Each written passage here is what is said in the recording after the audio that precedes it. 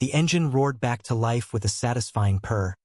But as I wiped the grease from my hands, I caught his uncle staring at me from the garage doorway, his eyes holding a spark that had nothing to do with the car. I was just doing a favor for my old high school buddy, Mike, fixing up his beat-up Chevy in the sweltering heat of a Texas summer afternoon.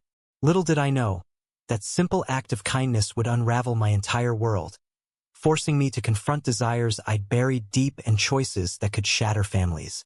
My name is Alex Thompson, 24 years old, a mechanic at a small shop in Austin. I'd always been the reliable guy, the one friends called when their rides broke down. Mike and I had been tight since sophomore year, bonding over video games and late-night drives. He was straight as an arrow, engaged to his college sweetheart, and living the American dream in his family's sprawling ranch house on the outskirts of town. When he texted me about his car stalling again, I didn't hesitate to swing by after my shift. "Thanks, man," Mike had said, clapping me on the back before heading inside to grab beers. That's when David appeared. Mike's uncle, mid-40s, broad-shouldered with salt and pepper hair and a commanding presence that screamed success. He owned a chain of hardware stores across the state, the kind of self-made man who exuded confidence without trying. David leaned against the doorframe, arms crossed, watching me tinker under the hood. "You're good with your hands," he said, his voice deep and smooth, like aged whiskey. I glanced up, feeling a flush that I blamed on the heat. "Just practice," I muttered, focusing back on the spark plugs. But he didn't leave. Instead, he stepped closer, handing me a wrench I'd dropped. Our fingers brushed, and time seemed to stutter. I'd known I was gay since I was 15, but I'd kept it quiet in this conservative corner of Texas. Hookups were discreet, relationships non-existent. David, though, he was family to Mike, off-limits in every way. Yet, as we chatted about cars and life, I felt an undeniable pull. He talked about his divorce 5 years ago, how it left him questioning everything. "Sometimes you think you know your path," he said, his gaze locking on mine, "until something or someone shifts the gears." By the time Mike returned with the beers, the car was fixed, but something else had ignited. David invited me to stay for dinner, insisting it was the least they could do. Mike shrugged it off, oblivious. Over grilled steaks and cold brews on the patio, the conversation flowed easily. David asked about my dreams. Did I want to own my own shop someday? I opened up more than I intended, sharing how my parents' disapproval of my blue-collar choice had strained our relationship. "Family can be tough," David agreed, his foot accidentally bumping mine under the table. Or was it accidental? The evening stretched on, and as the sun dipped below the horizon, painting the sky in oranges and pinks, I found myself lingering. Mike excused himself early, citing wedding planning fatigue, leaving David and me alone with the stars emerging overhead. We moved to the living room where David poured us whiskey. "Tell me more about you, Alex," he said, settling into the couch a bit too close. I hesitated, but the alcohol loosened my tongue. I confessed my struggles with identity in a town where rainbow flags were rare. David's expression softened, and he shared his own story, how he'd married young to fit the mold, but always felt something missing. "I came out to myself after the divorce," he admitted quietly. "But to the family? Not yet." The vulnerability in his eyes mirrored my own. Before I knew it, hours had passed, and I was driving home with his number in my phone, under the guise of, "if the car acts up again." That night, sleep evaded me. What was I doing? David was twice my age, Mike's uncle. Society would label it wrong, predatory even. But the connection felt real, electric. Little did I know, this was just the spark before the firestorm. The next few days blurred in a haze of texts and stolen glances. David messaged me about a business opportunity, helping him fix up an old truck at his warehouse. I agreed, telling myself it was professional. But when I arrived, the warehouse was empty, save for us. We worked side by side, our conversations delving deeper. He spoke of the pressure from his conservative family, how his brother Mike's dad preached traditional values. "They'd disown me if they knew," he said, his voice cracking. I reached out, placing a hand on his shoulder, and he didn't pull away. Instead, he turned, and in that moment, our worlds collided in a tentative kiss that tasted of risk and revelation. Guilt hit me like a freight train as I drove away. Mike was my friend. This could destroy everything. Yet, the pull was stronger than logic. We met again, this time at a quiet diner outside town. David confessed he hadn't felt this alive in years. "You're making me question hiding anymore," he said. I felt the same, but fear gnawed at me. What if word got out? Austin wasn't San Francisco. Homophobia lingered in the shadows. As we parted, his hand lingered on mine, promising more. But back home, doubt crept in. Was this love, or just forbidden thrill? The weeks that followed were a whirlwind of secrecy and stolen moments. David and I found excuses to meet, lunch breaks at his office, late-night drives along the Colorado River. Each encounter peeled back layers, revealing souls starved for authenticity. He shared stories of his youth, rebelling against a strict upbringing in rural Texas, where men were expected to be tough, marry women, and build legacies. I played the part, he admitted one evening as we sat on a bench overlooking the water, the city lights twinkling in the distance. But inside, I was dying. I nodded, recounting my own battles, coming out to a few friends in college, only to face whispers and lost connections. "It's like wearing a mask every day," I said, our hands intertwined, hidden from passers-by, but the intimacy felt profound. Mike, bless his naive heart, remained clueless. He even joked about setting me up with his fiancée's sister. "You need to settle down, Alex," he said over burgers one afternoon. I laughed it off, but inside, turmoil brewed. David and I were falling deeper, our conversations turning to futures. "What if we could be open?" he mused during a hike in the hills. "Leave the judgments behind." But reality loomed. His family gatherings were filled with Bible quotes and political rants against the liberal agenda. Mike's dad, David's brother, was a vocal supporter of anti-LGBTQ policies, railing against same-sex marriage at every opportunity. "If he found out," David whispered, "it'd be war." The first crack appeared when Mike invited me to a family barbecue. David would be there, and the thought thrilled and terrified me. I arrived with a six-pack, greeting everyone with forced casualness. David played it cool, but our eyes met across the yard, sparking electricity. As the afternoon wore on, with kids running around and meat sizzling on the grill, we stole a moment in the kitchen. "This is torture," he murmured, his hand brushing my arm. "Wanting you here, but pretending." I agreed, my heart pounding. But then Mike walked in, catching the tail end of our whisper. "What are you two plotting?" he asked, grinning. We laughed it off as car talk, but suspicion flickered in his eyes. That night, David called, his voice strained. "We have to be careful." Mike's asking questions. I felt a pang of guilt. Was I betraying my friend? Society would say yes. Age gap romances were frowned upon, especially same-sex ones involving family. Online forums I'd scrolled through labeled such relationships as manipulative, predatory. But David wasn't like that. He was kind, vulnerable. Our age difference brought balance. He offered wisdom, I brought energy. Still, doubts festered. What if this was just a midlife crisis for him? Or escapism for me? We decided to cool off, but separation only intensified the longing. A week later, David showed up at my shop after hours. "I can't stay away," he said, pulling me into an embrace. We talked for hours in the dim light, reaffirming our feelings. "This is real," he insisted. "Screw what others think." Emboldened, we planned a weekend getaway to a cabin in the hill country, away from prying eyes. There, amid pine trees and starry skies, we explored our emotions without barriers. David opened up about his fears of losing his family, his business suffering if outed. "In Texas, reputation is everything," he said. I shared my own anxieties, my parents barely accepting my career, let alone my sexuality. "They'd cut me off completely," I confessed.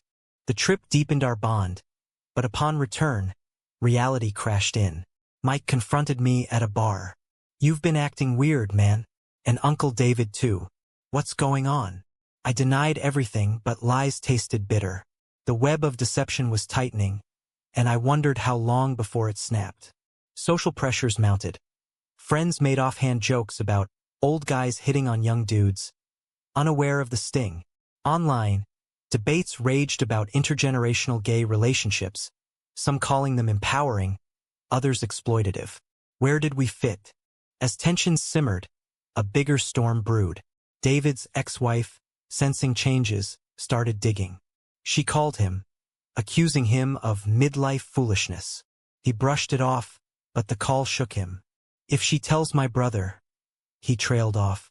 I reassured him, but inside, fear grew. Our love was blooming, but at what cost? Choices loomed: continue in shadows or risk everything for truth. The confrontation came sooner than expected, shattering the fragile bubble we'd built. It started innocently enough. A text from Mike inviting me to help with wedding preparations. I arrived at the house, nerves jangling, only to find David there too, helping set up tables for the rehearsal dinner. Our eyes met, a silent plea for discretion. But as the day progressed, small slips accumulated. A lingering glance here, a brushed hand there. Mike's fiancée, Sarah, noticed first. "You two seem close," she commented casually over folding napkins. David chuckled it off, but Mike's jaw tightened. That evening, after everyone left, Mike cornered me in the driveway. "Spill it, Alex. You've been dodging me, and Uncle David's been weirdly happy lately. Is there something between you?" My heart stopped. Denial rose to my lips, but looking into my friend's eyes, I couldn't lie anymore. "Mike, it's complicated." His face paled. "Complicated? He's my uncle, man. Twice your age." The accusation hung heavy. He stormed inside, slamming the door. David emerged moments later, face ashen. "He knows." The fallout was swift and brutal. Mike called a family meeting the next day, outing us without mercy.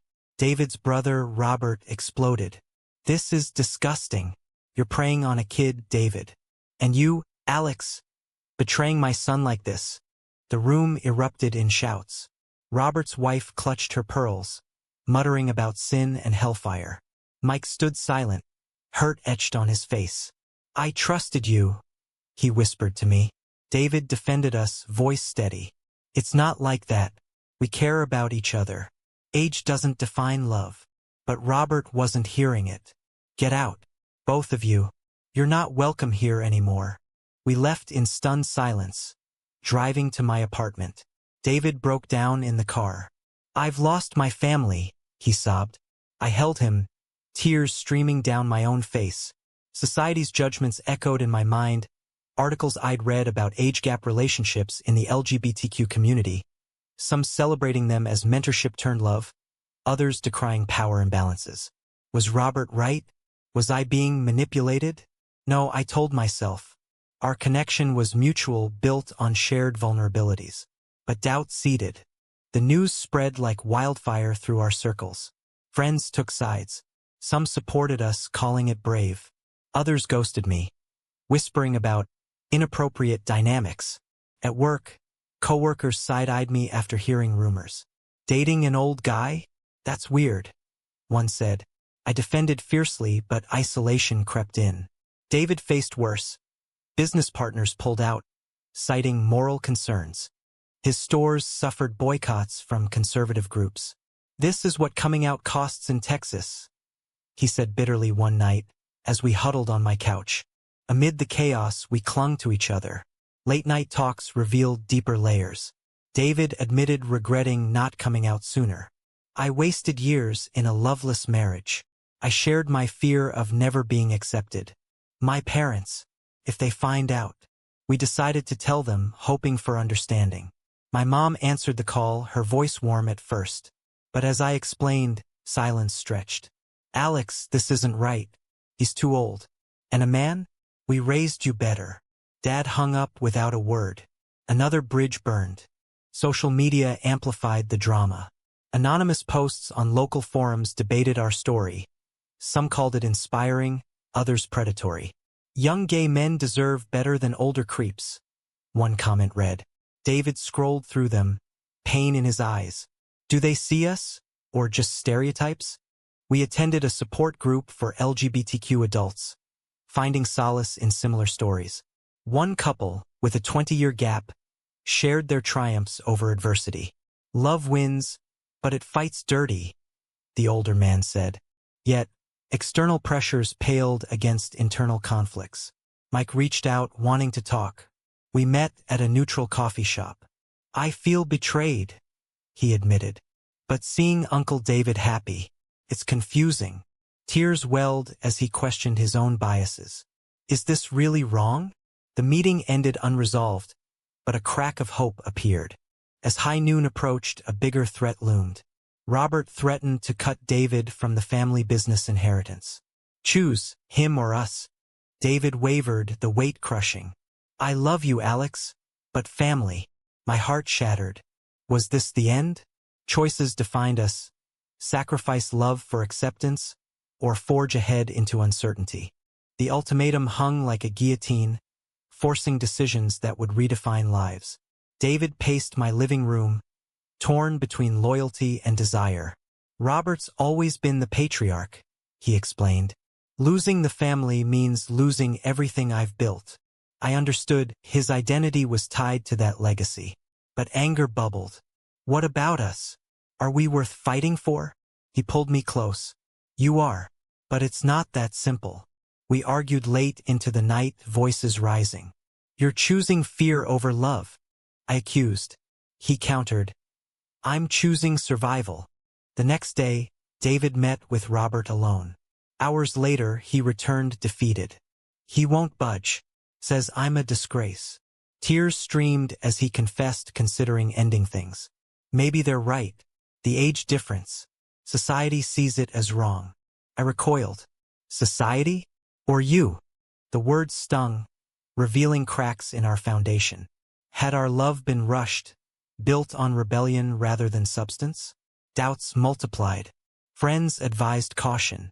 Take time apart, one said. See if it's real. We agreed to a break, the separation agonizing. Days blurred in loneliness. I threw myself into work, fixing cars as if mending my heart. Mike called unexpectedly. Uncle David's a mess without you. His tone softened. I overreacted. Seeing him now, he really loves you. Hope flickered. Mike admitted grappling with his prejudices. Growing up hearing Dad's rants, I never questioned. But love is love, right? We talked for hours, bridging the gap. He even confronted Robert, arguing for acceptance. Times are changing, Dad. Even in Texas. Inspired, I reached out to my parents. Mom, listen this time. I don't understand, but I love you. Dad grumbled but didn't hang up. Progress, however small. Meanwhile, David faced his demons. He attended therapy, unpacking years of repression. I hid so long. I forgot who I am, he texted. The break clarified feelings. We missed each other profoundly. Reunion came dramatically. David showed up at my shop, rain pouring outside. I choose you, he declared.